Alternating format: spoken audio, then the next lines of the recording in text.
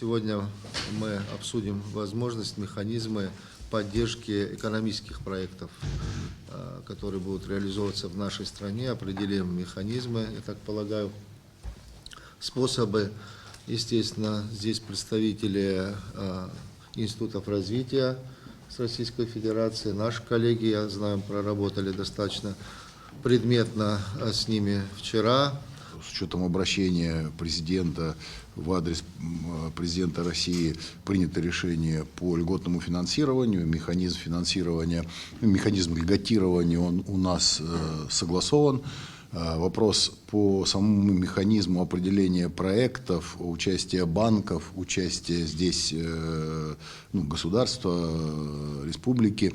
Нам надо здесь обменяться, наверное, мнениями, каким образом, мы уже об этом говорили предварительно, каким образом, какие предложения по отбору этих крупных проектов.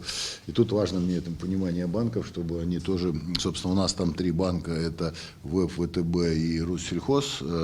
Есть разный опыт, предыдущий период работы этих банков на территории, значит, и он, его надо как раз и обобщить, и понять, и оптимизировать там нашу эту работу.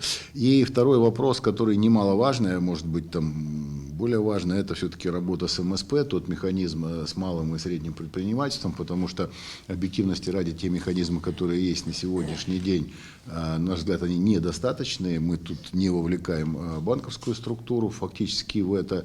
Будем так говорить, все в таком состоянии, которое требует нам сейчас подумать и принять решение, и попытаться какие-то пилотные проекты раскручивать в рамках поддержки малого и среднего предпринимательства. Да, плюс еще в рамках МСП мы хотели обсудить тоже по механизмам, может быть, аналогичным механизмам, критериям отбора, это по глэмпингам. Я говорил о том, что дополнительно там выделяем деньги в размере 150 миллионов на следующий год на именно задачу адресную по глэмпингам. Что такое глэмпинг, определиться, где он должен быть, какие критерии, вот эти, наверное, нам надо договориться, и на каких принципах мы будем их финансировать, софинансировать.